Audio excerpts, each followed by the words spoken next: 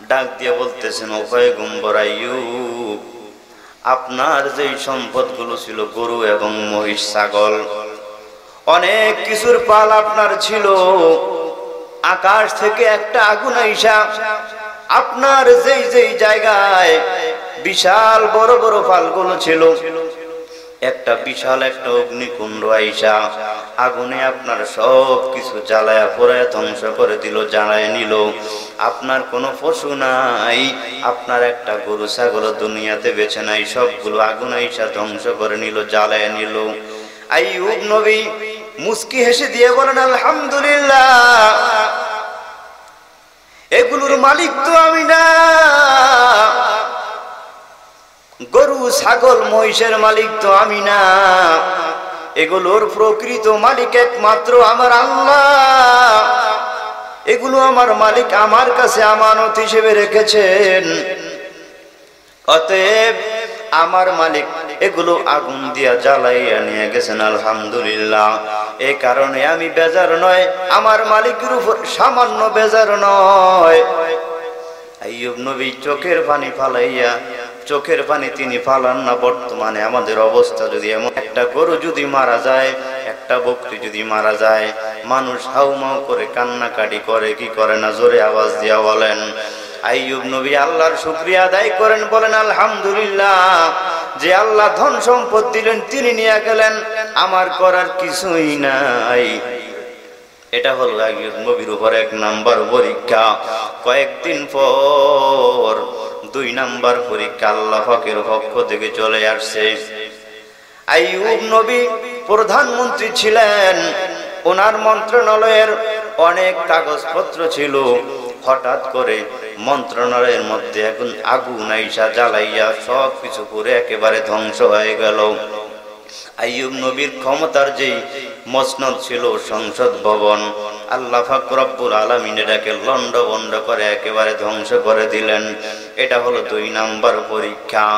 আইয়ুব নবী বলেন, আলহামদুলিল্লাহ, ক্ষমতার মালিক একমাত্র আমার মালিক আল্লাহ, আমাকে দিয়েছেন, আমার থেকে নিয়ে গেলেন, আমার করার কিছুই নাই।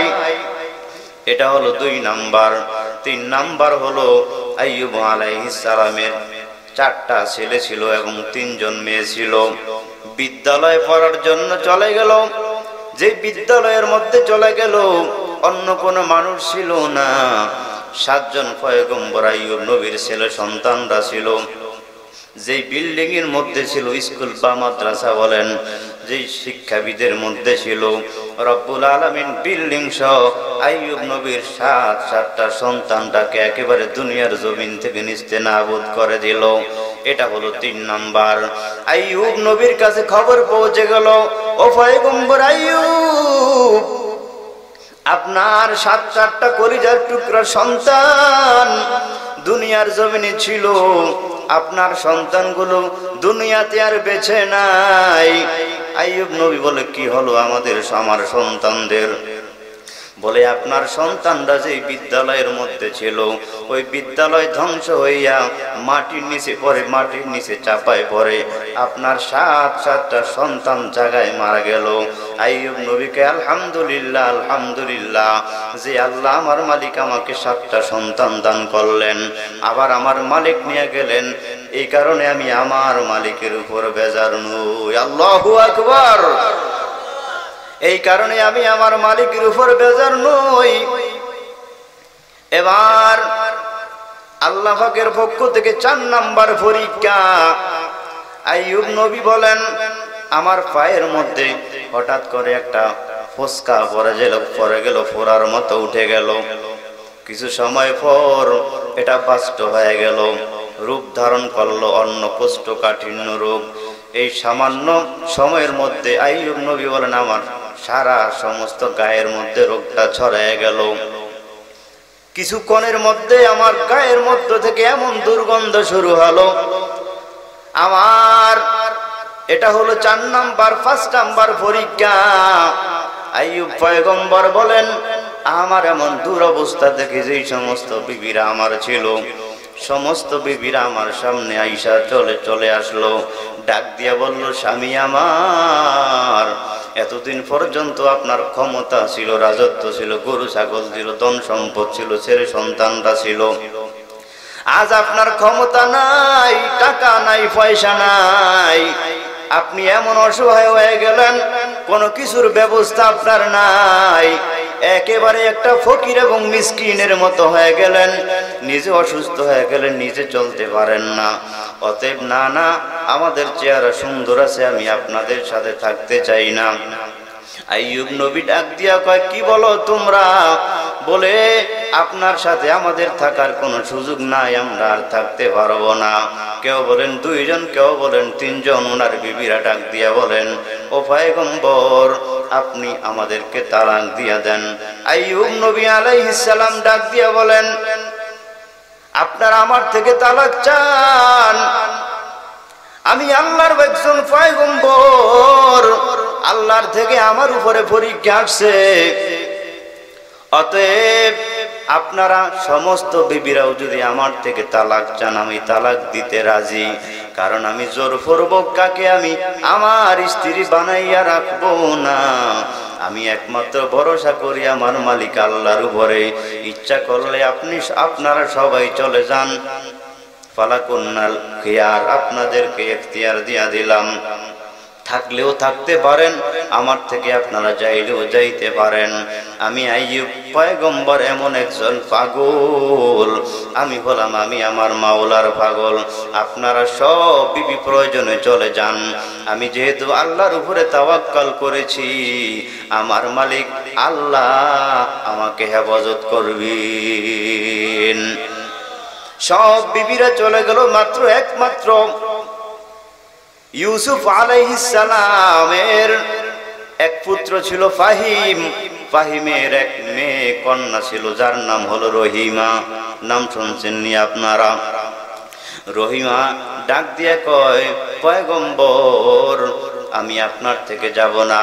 আইয়ুব নবী কয়, বিবি রে রহিমা, তুমিও যদি চাও আমার থেকে তালাক নিয়ে যাও, কারণ কারো উপরে ভরসা করার দরকার নাই, আমার ভরসা একমাত্র আল্লাহর উপরে।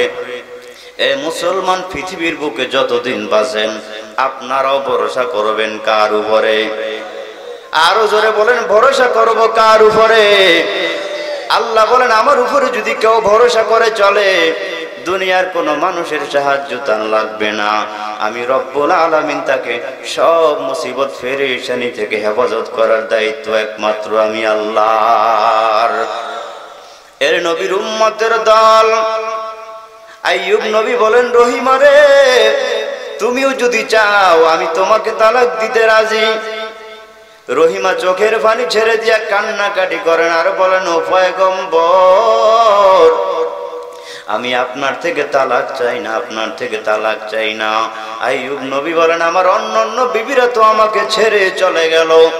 বিবি রহিমা ডাক দিয়া কয়, না স্বামী আমার, আমি শোকের সময় আপনার পাশে ছিলাম, আল্লাহর পক্ষ থেকে পরীক্ষা আসছে, এই কারণে আমি যদি আপনার থেকে সরে যাই, আমার মতো নিমক হারাম একটা নারী দুনিয়ার জমিনে কেউ হতে পারে না।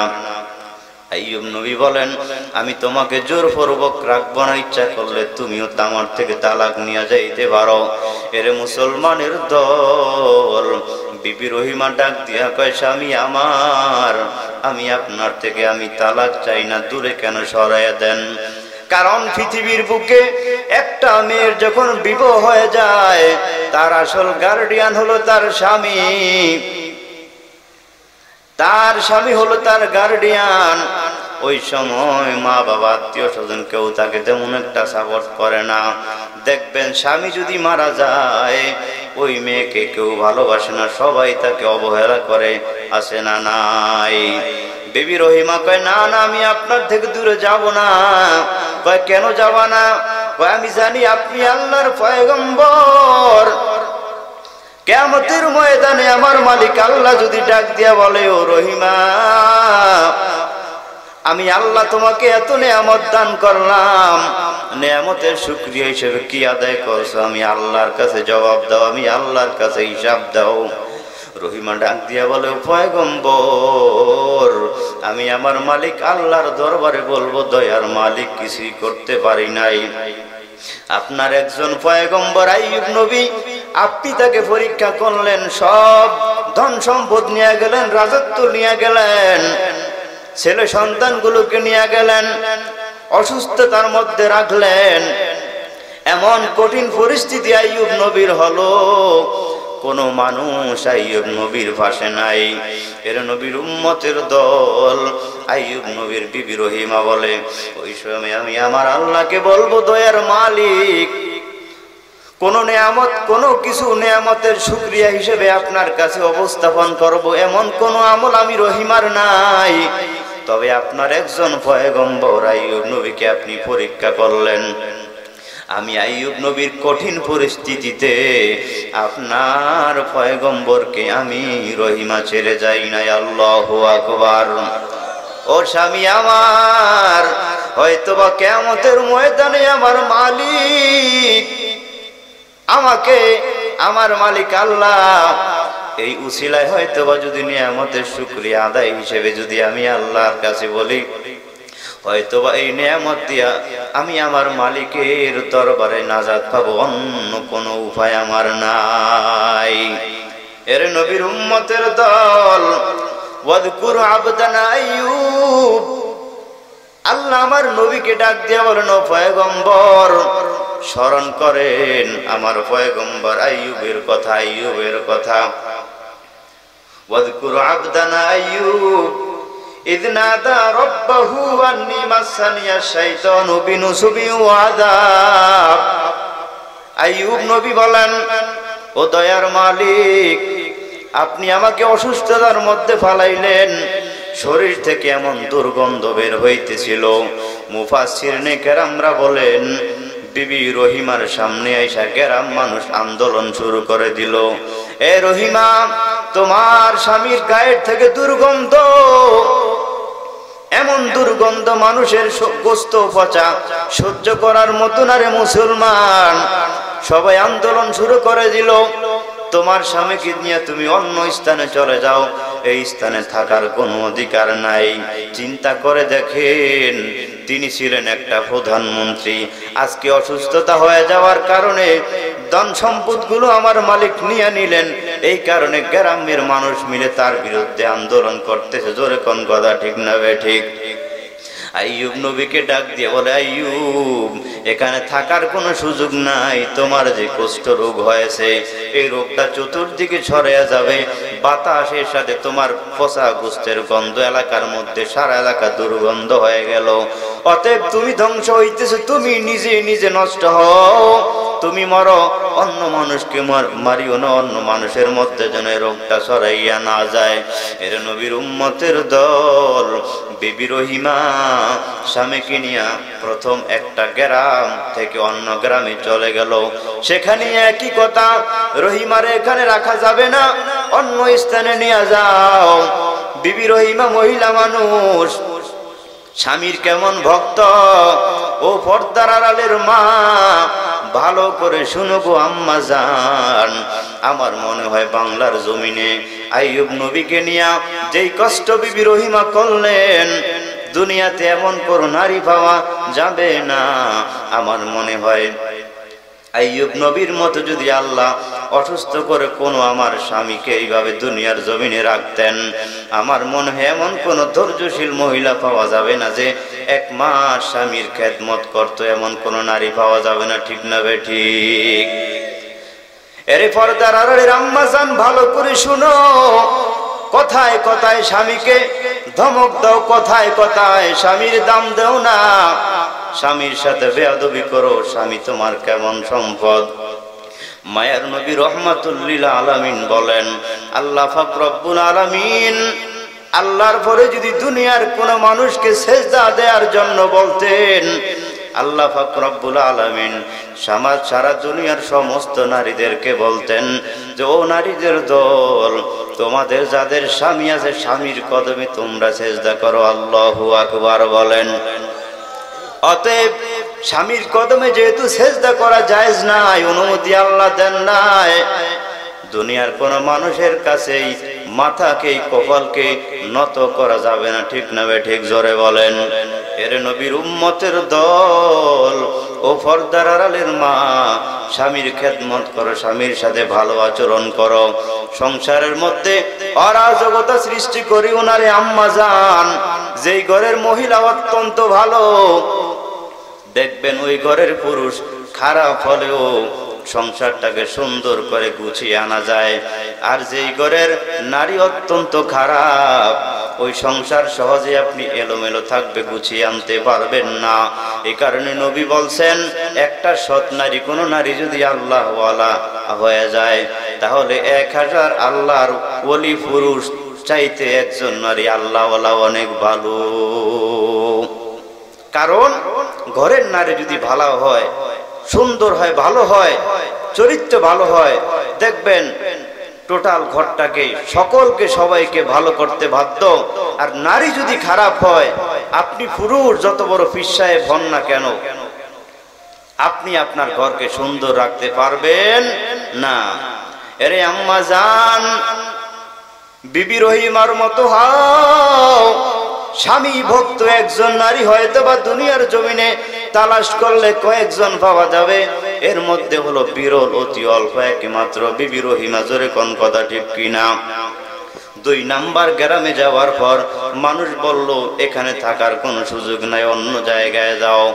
একে একে একটা নয়, 2টা নয়, 7-7টা গ্রাম অতিক্রম করে পাহাড়িয়া অঞ্চল, জঙ্গলের মধ্যে বিবি রহিমা স্বামী আইয়ুব নবীকে নিয়ে চলে গেল।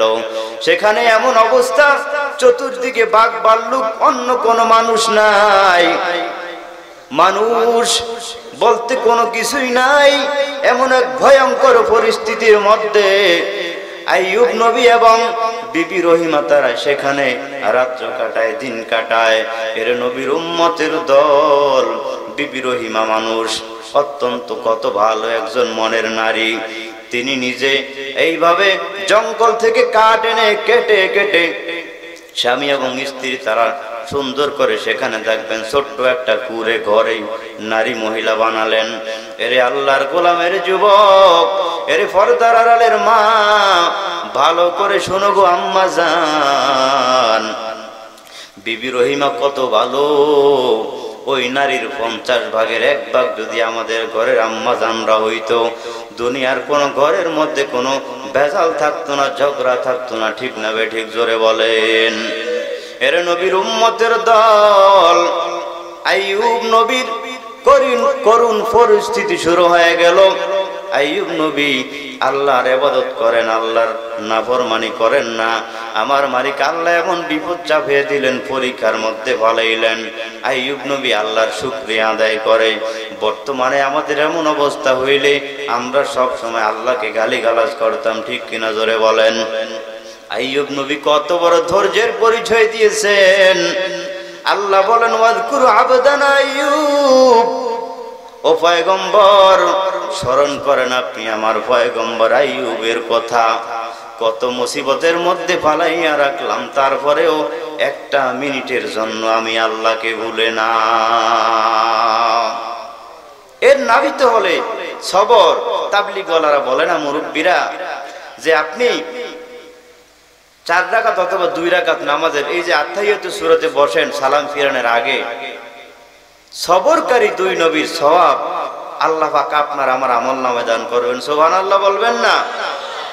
18 বছর পর্যন্ত তিনি এত কষ্ট পাইলেন, ধৈর্য ধারণ করলেন। মাত্র 1 মিনিটও না, 40 সেকেন্ড বা 50 সেকেন্ড বা 1 মিনিট নামাজের ভিতরে যদি ধীরস্থির ভাবে তাশাহুদ করেন, দুরূদ শরীফ পড়েন, দোয়া মাসুরা পড়েন, 2 জন সবরকারী পয়গম্বরের সওয়াব আল্লাহ পাক আপনার আমার আমলনামায় দান করবেন। সুবহানাল্লাহ বলেন। এটা তো একমাত্র আপনার আমার পয়গম্বরের কারণে, আখির জামানার উম্মতের রহমত এবং বরকত। ঠিক না বে ঠিক? জোরে বলেন। আইয়ুব আলাইহিস সালাম স্বামী এবং স্ত্রী তারা সেখানে বসবাস করেন। আইয়ুব নবী দিনের বেলায় সেই কুঁড়ে ঘরের মধ্যে থাকেন। দিনের যখন দিন হয়ে যায়, বিবি রহিমা মানুষের বাড়িতে কাজকর্ম করার জন্য যান। ডাক দিয়ে বলেন, ও আম্মা জানরা, ও বোন, আপনাদের ঘরে যদি কোনো কাজকর্ম থাকে আমাকে দিয়া কাজ করান, কাজের বিনিময়ে কিছু আটা অথবা কিছু টাকা দেন। আমার একজন রুগ্ন স্বামী অসুস্থ, আমি এবং শেষ একসাথে আমরা খানা খাবো, এতটুক ব্যবস্থা করে দেন। এইভাবে চলে গেল একেবারে 18 বছর পর্যন্ত। কত বছর? 18 বছর পর্যন্ত চলে গেল। আইয়ুব আলাইহিস সালাম 18 বছর পর্যন্ত আল্লাহকে গালি দেন, নেয়ামতের শুকরিয়া আদায় করে গেলেন। এরে নবীর উম্মতের দল, আজ আল্লাহ পাকের পক্ষ থেকে যদি মানুষের সামান্য একটু পরীক্ষা আসে, একটু জ্বর হয়, সর্দি হয়, মানুষ তো এমনি সুস্থ থাকলে নামাজ আদায় করে না। সামান্য একটু যদি জ্বর হয়, একটু কাশি হয়, কাশি যেই পরিমাণ আসার কথা, বেশি বেশি একেবারে কাশ দেয়, বেশি বেশি অসুস্থতার ভাব দেখায়, আছে না নাই? আপনাকে আল্লাহ অসুস্থ বানাইছেন, মানুষের কাছে প্রকাশ করার দরকার নাই। আর্থিকভাবে দুর্বল হয়ে গেছেন, মানুষের কাছে প্রকাশ করার দরকার নাই। গোপনে থাকেন, সবর করেন। কেউ যদি জিজ্ঞাসা করেন ভাই কেমন আছেন, একেবারে বলার দরকার নাই। একেবারে টাকা নাই, পয়সা নাই, মেয়ে অসুস্থ, বিবি অসুস্থ, নিজে অসুস্থ, চুপচাপ করে থাকেন। কেউ যদি জিজ্ঞাসা করেন বলেন আলহামদুলিল্লাহ, আমার মালিক আল্লাহ আমাকে অনেক ভালো রাখছে। আল্লাহ পাক রব্বুল আলামিন ফেরেশতাদেরকে ডাক দিয়ে বলেন, ও ফেরেশতারা রে, দেখ, তাকে দেখ, তোরা বলছিলি দুনিয়াতে বনি আদম মানুষ বানানোর দরকার নাই, এরা হানাহানি করবে, কাটাকাটি করবে, মারামারি করবে, তাকে দেখ কত অসুস্থ বানায় রাখলাম। বিবি অসুস্থ, মেয়ে অসুস্থ, টাকা পয়সার ব্যবস্থা নাই, পেটে খানাও নাই। আমার অন্য একজন বান্দা জিজ্ঞাসা করে কেমন আছেন, সেগুলোর কথা প্রকাশ করে না। সেটা দিয়ে আলহামদুলিল্লাহ, আল্লাহ অনেক ভালো রাখছেন। ফেরেশতাদের সাক্ষী থাক, আমার এই গোলাম আমাকে মানুষের কাছে দোষারোপ করে না, নিজে কষ্টে আছে বলে আলহামদুলিল্লাহ, আল্লাহ খুব ভালো রাখছে। অতএব তোমরা সাক্ষী থাকো, আমার বান্দার জীবনের গুনাহগুলো আমি আল্লাহ মাফ করে দিলাম। ফেরেশতারা 2 নম্বর সাক্ষী থাকো, অসহায়ত্বের করা মানুষের কাছে প্রকাশ করে না। অল্প কিছু দিনের মধ্যে আমি আল্লাহ এমন সম্পদ তার হাতে আমি আল্লাহ তুলে দেব, এলাকার মানুষ আশ্চর্য হবে, সে নিজেও বলতে পারবে না, কল্পনা করতে পারবে না যে এই সামান্য ধৈর্যের কারণে আমার মালিক আমাকে এত টাকা পয়সার মালিক বানাইছেন। সুবহানাল্লাহ। অতএব অসহায় হয়ে গেলে মানুষের কাছে বলবেন একেবারে আমি অসহায় রে ভাই, কিছু নাই, দেখ পাশের বাড়ির লোকটা কত টাকার মালিক, কত কিছু করে, জায়গা জমির অভাব নাই, আমার কিছুই নাই, এমন বলা যাবে না। যারা নাশুকরি করে আল্লাহ পাক তাদেরকে পছন্দ করেন না। আর কিছুই নাই, একেবারে অসহায়, সামান্য কিছু আছে, অসুস্থতার মধ্যে আছে, যদি বলে আলহামদুলিল্লাহ আল্লাহ খুব ভালো রাখছে, আল্লাহকে দেখ আমার গোলাম, তাকে দেখ, শুকরগুজার বান্দা কারে কয়। অল্প কিছুক্ষণ দিনের মধ্যেই এমন অঢলা সম্পদ আমি আল্লাহ তাকে দান করব, সে কল্পনাও করতে পারবে না যে সামান্য একজন মানুষ, সলিমুদ্দির ছেলে কলিমুদ্দি, কিরে আমি, আমার বংশের কোনো দাম নাই, এত সম্পদ আমাকে আমার মালিক কিভাবে আমাকে দান করলো। আলহামদুলিল্লাহ বলেন। এজন্য আমরা সব সময় নেয়ামতের শুকরিয়া আদায় করব কার? আল্লাহর। আইয়ুব আলাইহিস সালামের কথা বলতেছিলাম, বিবি রহিমা একদিন মানুষের বাড়িতে চলে গেল। মানুষের বাড়িতে যাইয়া কাজ কাম, সারাদিন কোনো কাজ পায় না, সারাদিন হয়ে গেল, সন্ধ্যা হয়ে গেল প্রায়। মানুষের বাড়িতে কত কাজ কর্ম খুঁজলো, কোনো মানুষের কাজে কোনো কাজ নাই।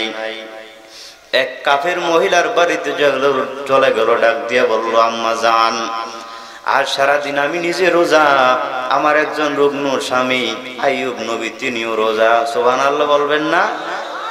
একদিকে অসুস্থ, সম্পদ নাই, কিছুই নাই, নামাজ আদায় করে, আল্লাহর শুকরিয়া আদায় করে, আবার মাঝে মাঝে রোজাও রাখে।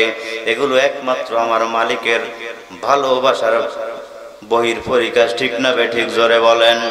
সারাদিন অতিবাহিত হয়ে গেল, কোনো কাজ পায় না। এবার মহিলাকে বলে, আম্মা জান, আপনার ঘরে আমাকে দিয়ে কিছু কাজ করায়া আমাকে কিছু টাকার ব্যবস্থা করে দেন, কিছু আটার ব্যবস্থা করে দেন, যাতে করে আমার রুগ্ন স্বামীর ইফতারের ব্যবস্থা করতে পারি। কাবের মহিলা ডাক দিয়া বলে, না না, আমার এমন কোনো কাজ নাই যে কাজের বিনিময়ে আপনাকে দিয়া কাজ করাতে হবে, আমার কোনো কাজ নাই। মহিলা রহিমা বলেন, তাহলে সামান্য কিছু আটার ব্যবস্থা করে দেন, আমি আপনার অন্য সময় কাজ করে পরিশোধ করে দেব। এর পর্দার আড়ালের মা সারাদিন মানুষের বাড়িতে কাজ করে রহিমা।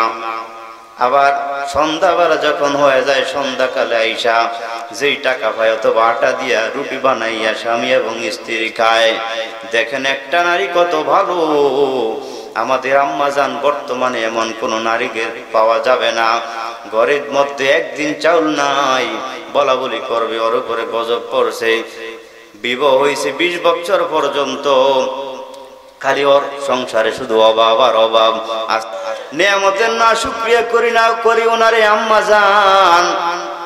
বিবি রহিমার কষ্টের ইতিহাস শোনো। রব্বুল আলামিন এর 1000 ভাগ কষ্টে তোমাকে 1 ভাগ কষ্টেও আপনাকে আমাকে রাখে নাই। বর্তমানে কোনো মানুষের কোনো অভাব নাই, কোনো অভাব নাই। কাফের মহিলা ডাক দিয়া কয়, বক বক করে কোনো লাভ নাই, আমার কোনো কাজ নাই, এমন কোন কাজের বিনিময়ে তোমাকে আমি কিছু আটা দিব, এখান থেকে সরে যাও। ওই নারী চোখের পানি ফালাইয়া কান্নাকাটি করেন, আম্মা জান, আমার স্বামী আজকে সারাদিন রোজা, এই জন্য আপনি আমাকে কিছু আটার ব্যবস্থা করে দেন। কয়, যাও আমার এখান থেকে চলে যাও। বলে, হবে না, বলে কিছু দেন না ধার, অন্য সময় কাজ করে পরিশোধ করে দিব। এবার কাফের মহিলার মনের মধ্যে শয়তানি আসছে। শয়তান ওই নারী কাফের নারীকে ওয়াসওয়াসা দিয়া বলতেছে, যদি রহিমার মাথার মধ্যে লম্বা লম্বা যে চুলগুলো আছে, যদি রহিমা মাথার থেকে চুলগুলো কিছু চুল কেটে দেয়, এর পরিমাণে তুমি আটা দিবা, অন্য কোথায় তুমি রাজি হবা না। এবার কাফের মহিলা ডাক দিয়া, তোমার মাথার চুলগুলো কেশগুলো অনেক লম্বা, এখান থেকে কিছু চুল কেটে দাও, এই চুলের বিনিময়ে আমি তোমাকে কিছু আটা দান করবো। নাউজুবিল্লাহ বলেন। এর নবীর উম্মতের দল। এবার নারী মহিলা ডাক দিয়া কয়, রহিমা, ও আম্মা জান, আমি একজন মুসলিম, আমি আল্লাহকে বড় ভয় পাই। মুসলমানদের নারীদের চুল এইভাবে কাটা জায়েজ নাই, চুল এইভাবে কাটা বিক্রি করা জায়েজ নাই, ইসলামে হারাম। ওই কাফের নারী ডাক দিয়া কয়, হারাম আর জায়েজ না জায়েজ বুঝি না, তুমি যদি আমাকে পারো মাথার থেকে চুল কেটে দাও, এর বিনিময়ে আমি তোমাকে কিছু রুটির আটার ব্যবস্থা করে দিব, অন্যথায় বক বক করে লাভ নাই, তুমি আমার এখান থেকে সরে যাও। রহিমা মনে মনে ভাবেন, হায় রে, আমার স্বামীর জীবন তো আমি বাঁচাইতে হবে, অতএব মাথার চুলগুলো কেটে হলেও সামান্য কিছু আটার ব্যবস্থা আমি তার থেকে এইভাবে ক্রয় করে নেই, চুলের মাধ্যমে মাথার কিছু চুলগুলো কেটে। এইভাবে রহিমা কাফের বেঈমান মুশরিক নারী থেকে কিছু আটা নিয়ে চলে যায়। প্রতিমধ্যে শয়তান আইয়ুব নবী আলাইহিস সালামের কাছে একেবারে মাথার মধ্যে পাগড়ি, সাদা একটা জামা, গালের মধ্যে দাড়ি, আল্লাহ ওয়ালার বেশে চলে গেল। ডাক দিয়ে বলতেছেন, ও পয়গম্বর, আপনি অনেক ভালো মানুষ, অনেক ভালো মানুষ, আপনার মতো ভালো পৃথিবীর বুকে কেউ নাই। বলে, হ্যাঁ। বলে, আপনি আবার কি? বলে, আমি একজন আল্লাহওয়ালা, একটা পরামর্শ দিতে চাই। আপনার বিবি, আপনার রহিমা প্রতিদিন আপনার জন্য কোথা থেকে আটা কিনে আনে আপনি জানেননি? বলে, আমার বিবি পরের বাড়িতে কাজ করে।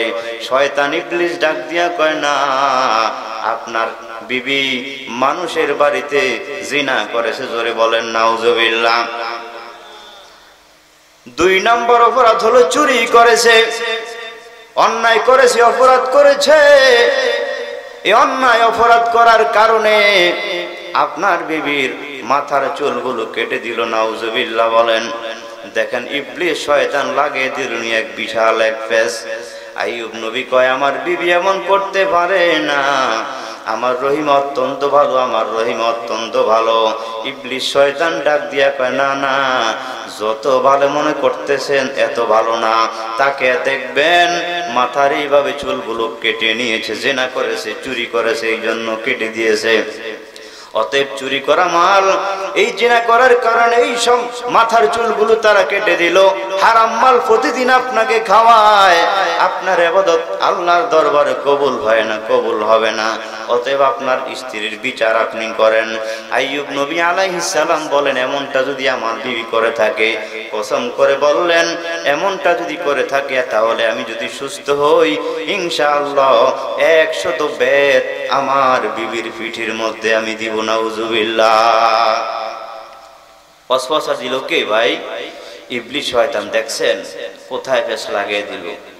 এদিক দিয়ে এই কথা বলে বিবি রহিমা ওই কাফের মহিলা থেকে বাড়িতে রওনা হইতেছেন। প্রতিমধ্যে সামনে আগায়া ডাক দিয়া বলতেছে, ও রহিমা তুমি কোথায় যাও? তুমি খুব ব্যস্ত। দেখো আমি তোমাকে অনেক ভালোবাসি, দীর্ঘদিন পর্যন্ত তোমার স্বামী না অসুস্থ। কয় হ্যাঁ। বলে তোমার এই স্বামীর রোগ যদি ভালো করতে চাও 2টা পরামর্শ নাও। কয়টা পরামর্শ? 2টা পরামর্শ নাও। একটা পরামর্শ হলো ওই যে শুকর আছে, শুকরের গোশত রান্না করে তোমার স্বামীকে খাওয়াইয়া দাও। ধরে বলেন নাউজুবিল্লাহ। রহিমা ডাক দিয়া কয়, ইসলাম ধর্মে শুকরের গোশত খাওয়া হারাম। কয় এই গোশত যদি না খাওয়াও তোমার স্বামী সুস্থ হবে না। তোমার রুগ্ন স্বামীকে নিয়ে তুমি তোমার জীবন যাবে, যৌবন যাবে, তুমি নিজেও ধ্বংস হয়ে যাইবা। 2 নাম্বার হলো শুকরের যে চর্বি আছে, চর্বিগুলো শরীরের মধ্যে একেবারে মালিশ করে দিবা। গোশত খাওয়াইলে নারী থেকে তোমার স্বামীর রোগ সরে যাবে।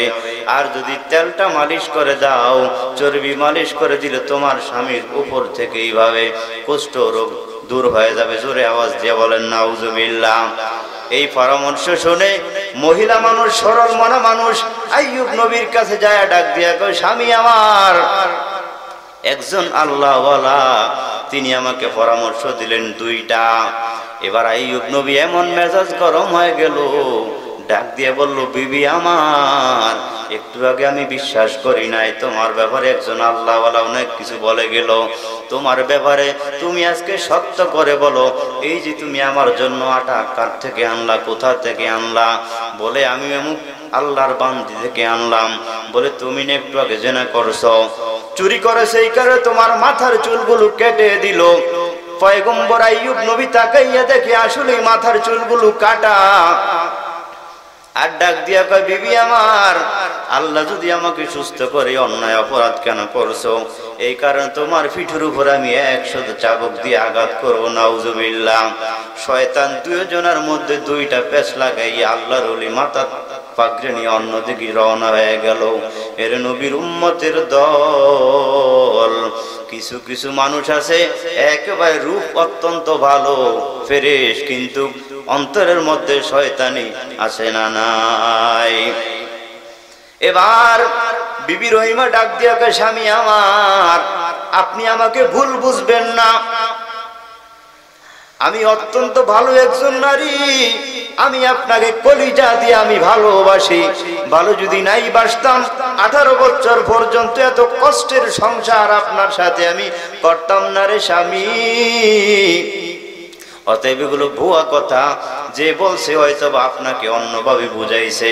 ওই নারী মহিলা দিতে চায় না, এই জন্য সে আমাকে 2টা অফার দিল। এই জন্য মাথার চুলগুলো কেটে আমি বাধ্য হয়ে আপনার জন্য আমি কিছু আটার ব্যবস্থা করে আনলাম। এর নবীর উম্মতের দল। শয়তান 2 জনের মধ্যে একটা দ্বন্দ্ব লাগাই দিল। এবার রহিমা যখন ওই শয়তান ইবলিস শয়তানের কথাগুলো শুনাইলো, আইয়ুব নবীর মেজাজ আরো গরম হয়ে গেল। ডাক দিয়ে বলল, বিবি রে, আগের কথাগুলো আমি বিশ্বাস করলাম না, এখন যেই কথাগুলো তুমি বলো, তুমি বলতেছো আমি শুকরের গোশত খাওয়ার জন্য, শুকরের চর্বি আমার সারা শরীরে মাখার জন্য, এগুলো ইসলামে হারাম। তারপরে আমি একজন আল্লাহর পয়গম্বর, এগুলো তো আমি করতে পারি না। এর নবীর উম্মতের দল। যাই হোক, ভুল বুঝাবুঝিতে যাই হয়ে গেল। তারপরের দিন বিবি রহিমা অন্যদিকে কাজের জন্য চলে গেল।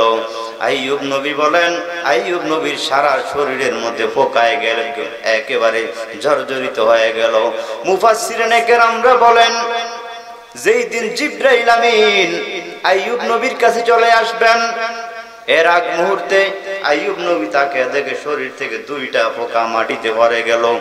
আইয়ুব নবীর অন্তরে বড় দয়া হলো, এত পোকা আমাকে খাইলো, আমি আমার ইচ্ছাকৃতভাবে শরীর থেকে পোকগুলা দূর করে দিলাম না, মনে হয় পোকা 2টা দুর্বল হয়ে গেল।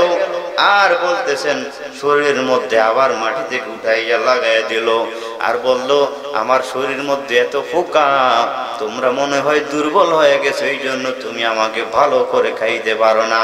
2টা পোকা যখন লাগাইয়া দিল, মুফাসসিরিনে কেরামরা বলেন, উলামায়ে কেরাম বলেন, ইতিহাস সাক্ষ্য দেয়, তখন থেকে আইয়ুব নবীর শরীরের মধ্যে এমন জ্বালা যন্ত্রণা শুরু হয়ে গেল, আইয়ুব নবী আর সহ্য করতে পারেন না। আইয়ুব নবী একেবারে অধৈর্য হয়ে গেলেন। এবার আসমানের মালিক আল্লাহকে বলেন, দয়ার মালিক, সহ্য হয় না, সহ্য হয় না, যে জবান দিয়ে এত বছর পর্যন্ত আপনাকে ডাকলাম, যে অন্তর দিয়ে আপনার জিকিরাজকার করলাম, এমন ভাবে পোকায় আঘাত করতেছে, আমার কলিজা যেন ছিঁড়ে যাইতেছে। মালিক, আর সহ্য হয় না, সহ্য করতে পারি না। রব্বি আন্নী মাসানি আদ-দুররু ওয়া আনতা আরহামুর রাহিমিন। আইয়ুব নবী অসুস্থ হয় এই কথা কোনোদিন বলেন নাই, ও দয়ার মালিক, আপনি আমাকে সুস্থ করে দেন, আমি অসুস্থ। আইয়ুব নবী 18 বছর পর 2 পোকার আঘাতে বলছিলেন, রব্বি আন্নী মাসানি আদ-দুররু ওয়া আনতা আরহামুর রাহিমিন।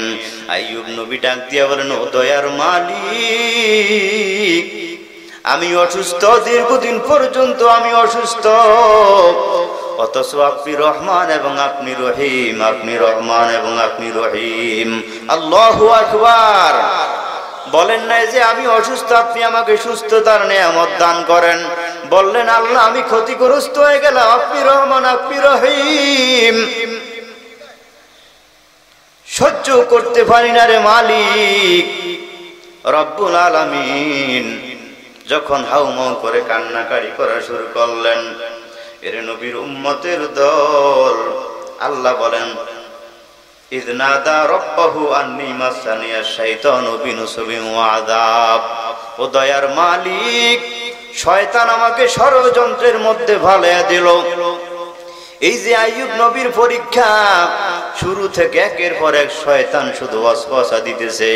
শয়তান মনে মনে ভাবে আইয়ুব নবী একেবারে নাফরমান বান্দাদের মধ্য থেকে হয়ে যাবে। এর নবীর উম্মতের দল, আইয়ুব নবী দেখে এত অসুস্থ হওয়ার পরেও জাররা থেকে জাররা চুল পরিমাণ আল্লাহকে ভুলে নাই। আল্লাহু আকবার বলেন। শয়তানের মন কালো হয়ে গেল। আল্লাহর সাথে তর্ক বিতর্ক করলাম আইয়ুবের ব্যাপারে, একে একে সবকিছু ধ্বংস হয়ে গেল। তারপরে দিয়ে আইয়ুব আল্লাহকে ভুলে না। এবার যখন করুণ কণ্ঠে তিনি কান্নাকাটি শুরু করলেন, দয়ার মালিককে ডাক দিয়ে বললেন, ও দয়ার মালিক, আপনি রহমান এবং রহিম, আমার দিকে আপনি তাকান। চোখের পানি ফালাই আইয়ুব নবী যখন কান্নাকাটি শুরু করলেন, জিবরাইল আমিনকে ডাক দিয়া বলেন, ও জিবরাইল, তাড়াতাড়ি ওই জমিনে চলে যাও। আমার বন্ধু, আমার পয়গম্বর আইয়ুব আলাইহিস সালামকে আমি আল্লাহ যেইভাবে পরীক্ষা করার দরকার সব পরীক্ষা হয়ে গেল। আমার আইয়ুব আমি আল্লাহর পরীক্ষায় পাশ করেছে, উত্তীর্ণ হয়ে গেছে। অতএব আইয়ুবকে আর পরীক্ষা করার দরকার নাই। তুমি দ্রুত জমিনের মধ্যে চলে যাও, জমিনের মধ্যে চলে যাও। কোরআনের আয়াত নিয়ে জিবরাইল আমিন এই আসমানের জমিনের মধ্যে চলে আসলো। আল্লাহু আকবার। আয়েশা দেখে আইয়ুব নবী হাউমাউ করে কান্নাকাটি করেন। জিবরাইল ডাক দিয়ে বলেন, ও পয়গম্বর, আর কান্নাকাটি করতে হবে না, আপনার চোখের পানি আমার মালিক আল্লাহ কবুল করে নিয়েছেন। আল্লাহ পাক রব্বুল আলামিন উল্লেখ করেছেন, উরকুয বিরিজলিকা হাযা মুগতাসালুম বারিদুম ওয়া শারাব। আল্লাহু আকবার। আইয়ুব নবীকে জিবরাইল আমিন ডাক দিয়ে বলেন, ও জিবরাইল। আইয়ুব নবীকে বলতেছেন, ও পয়গম্বর আইয়ুব, আল্লাহ আপনার পরীক্ষা চেয়েছে, পরীক্ষা আপনি উত্তীর্ণ হয়েছেন। পয়গম্বর ইব্রাহিম আলাইহিস সালামকে আল্লাহ পরীক্ষা করলেন ছেলে জবাই করার মাধ্যমে। যখন তিনি সত্যি সত্যি ছুরি দিয়া জবাই শুরু করলেন, আল্লাহ বললেন, আমি আল্লাহ আসলে মনের হালাত চেয়েছি, সন্তানের মহব্বত বেশি না আমি আল্লাহর মহব্বত বেশি। ইব্রাহিম নবী প্রমাণ করে দিল, সন্তানের চাইতে সারা দুনিয়ার সব মানুষের চাইতে ইব্রাহিমের অন্তরে একমাত্র আমি আল্লাহর ভালোবাসাই বেশি। জিবরাইল বলেন, আপনার ভালোবাসা, আপনার মুহাব্বত, আপনার পরীক্ষা আল্লাহ কবুল করেছেন। আপনি উঠে দাঁড়ান আর বলছেন, উরকুজ বিরিজিলিকা হাদা মুতাসালুম বারিদু ওয়া শারাব। ও পয়গম্বর, আপনার এই পা মুবারক দ্বারা, পা দ্বারা জমিনের পবিত্র ভূমিতে আপনি আঘাত করেন। দুইটা আঘাত করা হলো। মুফাসসিরিনে কেরামরা বলেন, জিবরাইল আমিনের এই কথায় আইয়ুব নবী যখন মাটির মধ্যে আঘাত করলেন, সাথে আমার মালিক আল্লাহ সুন্দর ছোট্ট একটা নহর বানিয়ে দিলেন। নহরের মধ্যে কুদরতি গরম ফুটন্ত পানি, যেই পানি মানুষের শরীরে সহ্য হয়। এবার জিবরাইল আমিন আবার বলেন, ও পয়গম্বর, পাশাপাশি এই জায়গায় আপনি পা দ্বারা আরেকটা আঘাত করেন।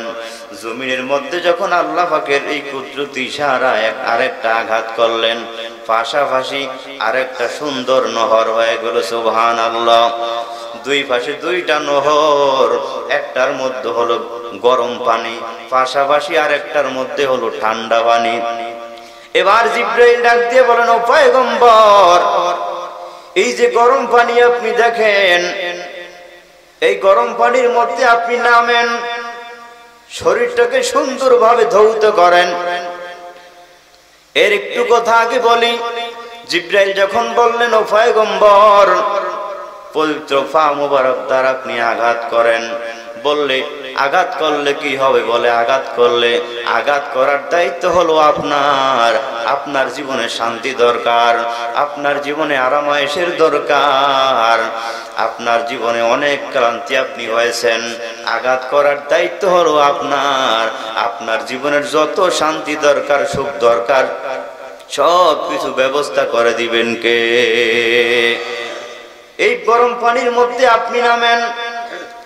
যখন আইয়ুব নবী গরম পানির মধ্যে নামলেন, শরীরটাকে সুন্দরভাবে ধৌত করলেন। আইয়ুব নবী আগে যেই সুন্দর ছিল, আল্লাহ পাক রব্বুল আলামিন এই গরম পানির মধ্যে নামার কারণে ধৌত হওয়ার পরে এমন চেহারাকে সুন্দর বানাইয়া দিলেন। আইয়ুব নবী আগের চাইতে আল্লাহ পাক 3 গুণ সৌন্দর্য আইয়ুব নবীর চেহারার মধ্যে দিয়া দিলেন। এবার জিবরাইল বলেন, পয়গম্বর, এই ঠান্ডা পানি থেকে আপনি পান করেন।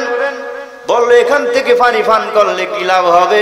বলে, এখান থেকে পানি, কারণ আপনি 18 বছর পর্যন্ত একেবারে অসুস্থ ছিলেন। দেখবেন মানুষ যখন অসুস্থ হয়ে যায়, মানুষের কাছে খানা ভালো লাগে না, পানি পান করা ভালো লাগে না, কাছের বন্ধু বান্ধব কথাবার্তা বললে বিরক্ত হয়ে যায়। ঠিক কিনা জোরে কন? কয়, বেটা আমি অনেকদিন পর্যন্ত অসুস্থ, একেবারে ফেনাফিটিসটা আমার এখান থেকে সরে যায়, বিরক্ত বোধ করে, কেউ কোনো কথা তার কাছে ভালো লাগে না। ঠিক না বেঠিক? জোরে বলেন। জিবরাইল বলেন, পয়গম্বর, দীর্ঘদিন পর্যন্ত অসুস্থ ছিলেন, খানাও আপনার কাছে ভালো লাগে নাই, তৃপ্তি সহকারে আপনি খাইতে পারেন নাই। এই গরম পানির মধ্যে নামার কারণে আল্লাহ শারীরিক উপরের বাহ্যিক সমস্ত সমস্যাগুলো আল্লাহ দূর করে দিলেন। ঠান্ডা পানি পান করেন, ভিতরগত যত রোগ আছে, পানির পিপাসা আপনার মধ্যে আছে, যত রোগ আছে নারী থেকে, সব রোগগুলো আমার আল্লাহ আপনাকে ভালো বানাইয়া দিবেন। যখন তিনি ওই ঠান্ডা পানি থেকে পান করলেন, এবার জিবরাইলকে বলেন, ভাই জিবরাইল, আমার কাছে এত ভালো লাগে, এত ভালো লাগে, কিভাবে আমি আমার মালিকের নেয়ামতের শুকরিয়া আদায় করব? করার কোনো ভাষা নাই, করার কোনো ভাষা নাই। এর নবীর উম্মতের দল, জিব্রাইল আলাইহিস সালাম জান্নাত থেকে আল্লাহ একটা রুমাল দিয়া দিলেন, যেই রুমাল জিব্রাইল আমিন আইয়ুব নবীর হাতে দিয়া দিলেন আর বললেন, ও পয়গম্বর, এই রুমাল দ্বারা জান্নাত থেকে আনা রুমাল দ্বারা সুন্দর করে শরীরটাকে এইভাবে ঢেকে নেন। একেবারে উঁচা একটা, কেউ বলে একটা উঁচা একটা জায়গা, কেউ বলেন উঁচা একটা মাটির টিলা, কেউ বলেন একটা ফুল সেখানে ছিল। দুইজন বৈশা বৈশা বন্ধুর মতো গল্প গুজব করতেছেন। আইয়ুব নবীর বিবি রহিমা সারাদিন কাজকর্ম করে, আইসা তাকে দেখে ঘরের মধ্যে রুগ্ন অসুস্থ স্বামী আর এখানে নাই। মনটা খারাপ হয়ে গেল, ডাক দিয়ে বলতেছে, কার 18 বছর পর্যন্ত আমি খেদমত করলাম রে, হায় রে, আমার স্বামীকে মনে হয়, আমার স্বামীকে মনে হয় জঙ্গলের কোনো বাঘ এসে গিলে ফেললো, কে ফেললো। অতএব আমার মালিকের দরবারে আমি কি জবাব দিব? জবাব দেওয়ার কোনো রাস্তা নাই। হাউমাউ করে রহিমা কান্নাকাটি করেন, পাগলিনীর মতো একেবারে ছোটাছুটি করেন। এমন অসুস্থ যদি বর্তমানে কোনো পুরুষ হইতো, বাঘে খেয়ে ফেলতো, ওই নারীরা কইতো, আলহামদুলিল্লাহ, ওরে খোদার গজবে ধরছে, ওরে বাঘে খায় বলে সে ভালোই হয়েছে। ঠিক না ঠিক জোরে বলেন। এরে নবীর উম্মতের দল, বিবি রহিমা স্বামী ভক্ত কেমন আল্লাহওয়ালা একজন আল্লাহওয়ালি নারী, পাগলের মতো দৌড়ায়। তাকে কোথাও তার বিবি তার স্বামীকে দেখে না, কোনো মানুষ সেখানে নাই, জঙ্গলের মধ্যে কোনো মানুষ নাই।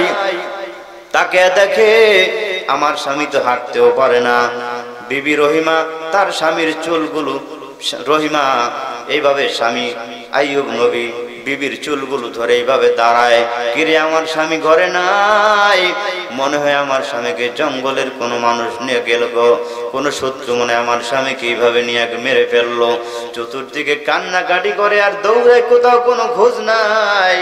এর নবীর উম্মতের দল এবার তাকে দেখে দুইজন মানুষ সেখানে গল্প গুজব করতেছে, সেখানে চলে গেল। তাকাইয়া দেখে স্বামীকেও দেখা যায় না। জিব্রাইলকে ডাক দিয়া বলে, ভাই এখানে আপনি, আমার স্বামী ঘরের মধ্যে ছিল, কোনো বাঘ আমার স্বামীকে নিয়ে গেল, আপনি দেখছেন নাকি? জিব্রাইল আমিন মুস্কি মুস্কি হাসে আর ডাক দিয়া বলে, রহিমা রে, আমার পাশে যে লোকটা, একটু ভালো করে তাকাইয়া দেখো, ওই লোকটাকে তুমি চিনোনি? আল্লাহু আকবার। অনেকক্ষণ পর্যন্ত তিনি তাকিয়ে রইলেন। এবার গভীর নজর করে যখন অনেকক্ষণ পর্যন্ত নজর দিয়ে তাকাইলেন, তাকে দেখে স্বামীর মতোই দেখা যায়। বিবি রহিমা চোখের পানি ফালাইয়া কান্নাকাটি করে। নবী আইয়ুব আলাইহিস সালাম তিনি দাঁড়ায় গেলেন। স্বামী এবং স্ত্রী একজন আরেকজনকে জড়ায় ধইরা অজস্রে কান্নাকাটি করলেন আর আল্লাহর শুকরিয়া আদায় করলেন। আলহামদুলিল্লাহ, যে রব্বুল আলামিন এত মুসিবত দিয়ে রাখলেন, এত কষ্টের মধ্যে রাখলেন, আজ বুঝি ওই রব্বুল আলামিনের নেয়ামতের শুকরিয়া আদায় করার কারণে আমার মালিক আল্লাহ আমাকে এত সুস্থ বানাইয়া দিলেন। রহিমা ডাক দিয়া কয়, ও স্বামী আমার, না ঠিক জোরে আওয়াজ দিয়া বলেন। আইয়ুব নবী তাকাইয়া দেখে যে সম্পদগুলো আল্লাহ ছিনিয়ে নিলেন, আগুন দিয়া জানায় নিলেন, ওই সম্পদগুলো আল্লাহ পাক রব্বুল আলামিন আগের মতোই ফিরিয়ে দিলেন। সুবহানাল্লাহ। 2 নাম্বার মুসিবত হলো মন্ত্রণালয়ের যে সমস্ত কাগজপত্রগুলো ছিল ধ্বংস হয়ে গেল, পিলারগুলো ভেঙ্গে তছনছ হয়ে গেল। আইয়ুব নবী তাকাইয়া দেখে কাগজগুলো সব ঠিক আছে, মন্ত্রণালয়ের স্থানটাও ঠিক আছে। আল্লাহু আকবার। 3 নাম্বার মুসিবত হলো আল্লাহর পক্ষ থেকে পরীক্ষা। 7টা সন্তান আল্লাহ বিল্ডিং ধসে ধ্বংস করে নিয়ে গেলেন। সন্তানগুলো 7টা সন্তান আমার আল্লাহ আগের মতো আরো সুন্দরভাবে ফিরাইয়া দিলেন। সুবহানাল্লাহ। এর নবীর উম্মতের দল স্বার্থের টানে যে বিবিরা অসুস্থ হওয়ার কারণে বিদায় নিয়ে গেল, তাদের জীবন ধ্বংস হয়ে গেল। কষ্ট করলেন রহিমা। রব্বুল আলামিন আজও এই ইতিহাস গোটা দুনিয়ার মানুষকে জানিয়ে দিতেছেন, দুনিয়ার মানুষরা রে, স্বামীর খেদমত যদি এমন করে কেউ করতে পারে, রব্বুল আলামিন কিয়ামতের ময়দানে আমার মালিক আল্লাহর প্রতিদান আল্লাহ নিজ হাতে দান করবেন। সুবহানাল্লাহ। সব সম্পদগুলো আল্লাহ ফিরিয়ে দিলেন, কারণ আল্লাহ বলছেন ওয়ালা তাহিনু ওয়ালা তাহজানু ওয়া আনতুমুল আ'লাউনা ইন কুনতুম মুমিনিন। আল্লাহু আকবার। মুমিন কোনো ভয় নাই, কোনো টেনশন নাই, কোনো পেরেশানি নাই।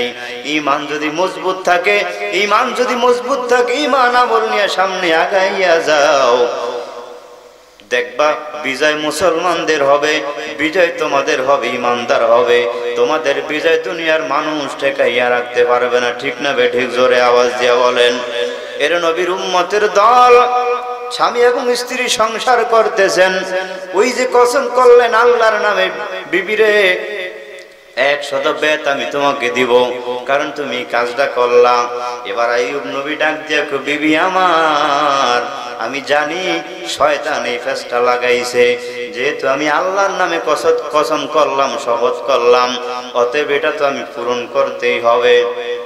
বিবি রহিমা ডাক দিয়ে কই, স্বামী আমার, ফরক আপনি আল্লাহর কাছে জবাবদাহি করতে হবে, অতএব আপনি আপনার কসমটা পরিপূর্ণভাবে পুরা করেন, আদায় করেন। এর নবীর উম্মতের দল 100 চাবুক রহিমার পিঠের মধ্যে আঘাত করবেন, মারবেন, প্রস্তুত হয়ে গেলেন। এইভাবে লাঠিটাকে যখন উঠাইলেন, ওয়াখুয বিয়াদিকা যিগজাম ফাযরিব বিহি ওয়ালা তাহনাস ইন্না ওয়াজাদনাহু সাবিরা নি'মাল আবদু ইন্নাহু আওয়াব। এবার আইয়ুব নবী যখন বিবি রহিমার পিঠের মধ্যে আঘাত করবেন, এমন সময় যখন এইভাবে এটা টান মারলেন, বাড়ি মারবেন চাবুক দ্বারা, জিবরাইল আমিন পিছন থেকে এইভাবে চাবুকটা ধরে ফেললেন। আল্লাহু আকবার। কারণ রহিমা তো সাধারণ দুনিয়ার নারীদের মতো সাধারণ কোন নারী নয়, তিনি একজন আল্লাহর পাগল, আল্লাহর একজন আশেকা বান্দি। জোরে বলেন কথা ঠিক কিনা? এই যে শয়তান দুইজনের মধ্যে একটা পেচ লাগাইয়া দিলেন, আমার মালিক আল্লাহ দেখছে কি দেখে নাই? এর নবীর উম্মতের দল, আল্লাহ সঠিক বিচারক। দেখেন আমার আল্লাহ কেমন করে সুন্দরভাবে ফয়সালা দেয়। ভাইরা আমার, যখন আঘাত করবেন, আবার তিনি এইভাবে লাঠিটা উঠাইলেন, চাবুক উঠাইলেন, দ্বিতীয়বার আবার এইভাবে পাঞ্জা করে ধরলেন মুঠের মধ্যে। তৃতীয়বার যখন আঘাত করবেন, আবারও বারবার বাধা। কিরে ব্যাপারটা কি? পিছনের দিকে তাকাইয়া তো কাউকে দেখি না, কে এইভাবে আঘাত? বারবার আমার লাঠি এইভাবে টেনে ধরে। এবার জিবরাইল আমিন কয়, গোপন থাইকা লাভ নাই, রহিমা যেহেতু আল্লাহর পাগল, আল্লাহর পয়গম্বর আইয়ুব নবীর পাগল স্বামী, ভক্ত একজন নারী, অতএব আমি ওপেন হয়ে যাই।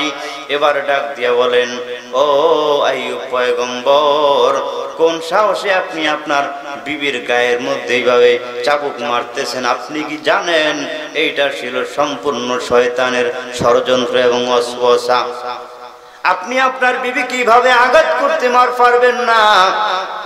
আইয়ুব পয়গম্বর বলে, আমি আল্লাহর কসম করে বলছি, শপথ করে বলছি, আমাকে তো ওয়াদা বরখেলাপ করা যাবে না, আমাকে এইভাবে আঘাত করতেই হবে। বলে, সিস্টেম আছে, এইভাবে না, আপনার মনের আশাও পুরা হবে, আপনার ওয়াদাও আল্লাহ পুরা করবেন, কসম আল্লাহ পাক পুরা করবেন। বলে কিভাবে? বলে 100 আপনার হাতের মধ্যে 100 ধানের শীষ নেন। কিসের শীষ? জোরে বলেন, আরো জোরে বলেন, কিসের শীষ? 100 ধানের শীষ আপনি হাতের মধ্যে নেন, আর 100 ধানের শীষ, অথবা কেউ বলছেন 100 শলা আপনি হাতের মধ্যে নিয়া আপনার বিবির গায়ে সামান্য একটু আঘাত করেন। আঘাত করার সাথে আপনি যে কসম করেছেন 100 আঘাত করবেন, 100 আঘাতের কসমের কাফারা পূরণ করে দিবেন একমাত্র আমার আল্লাহ। 100 ধানের শীষ হাতের মধ্যে নিয়া আইয়ুব আলাইহিস সালাম যখন বিবির শরীরের মধ্যে টাচ করলেন, আঘাত করলেন, এবার জিবরাইল ডাক দিয়ে কো, পয়গম্বর, আপনার কসমের কাফারা হয়ে গেছে, আপনার বিবিকে আর চাবুক দ্বারা মারার দরকার নাই, চাবুক দ্বারা মারার দরকার নাই। আল্লাহ চেয়েছেন পরীক্ষা, পরীক্ষা আপনারা পাশ করেছেন। দেখেন ইমানদার পরীক্ষা করে আমার আল্লাহর পক্ষ থেকে পরীক্ষা আসে, একটু সবর করতে পারলে, ধৈর্য ধারণ করতে পারলে আমার মালিক আল্লাহ সম্পদ আগে যা ছিল তার চাইতে সব গুণে আমার মালিক আল্লাহ বাড়াইয়া দিয়েছেন। আল্লাহ বলেন ইন্না ওয়াজাদনাহু সাবিরা, অবশ্যই আমি আল্লাহ আইয়ুব নবীকে ধৈর্য ধারণকারীদের মধ্যে পেয়েছি, সবরকারীদের মধ্যে পেয়েছি। আল্লাহ বলেন নিমাল আব্দু ইন্নাহু আওয়াব, আমার পয়গম্বর আইয়ুব আমি আল্লাহর ভক্ত, আমি আল্লাহর ভক্ত। শ্রেষ্ঠ সবরকারীদের মধ্যে পেলাম তিনি একমাত্র আমার পয়গম্বর আইয়ুব। আল্লাহু আকবার। দেখছেন আল্লাহ পাক রব্বুল আলামিন কিভাবে পরীক্ষা করলেন, পরীক্ষায় তিনি অটল রইলেন, আর সেই সম্পদকে ডাবল করে ছেলে সন্তান ফিরিয়ে দিলেন, গরু ছাগল সব ফাল ফিরিয়ে দিলেন, এবং রাজত্ব ফিরিয়ে দিলেন, বিবিদেরকেও ফিরিয়ে দিলেন, এবং সন্তানগুলোকে আল্লাহ ফিরিয়ে দিলেন। সুতরাং সে আল্লাহর উপরে ভরসা করলে আমার আল্লাহর আসমান জমিনের মালিক আল্লাহ আপনাকে আমাকেও এই মুসিবত তো আপনার আমার উপরে নাই। হাদিসে কারিমে আপনাদের সামনে তেলাওয়াত করলাম। আল্লাহর নবী বলছেন শ্রেষ্ঠ সবর হলো পয়গম্বরের উপরে। কঠিন পরীক্ষা আল্লাহ পাক রব্বুল আলামিন নবীদেরকে করে থাকেন।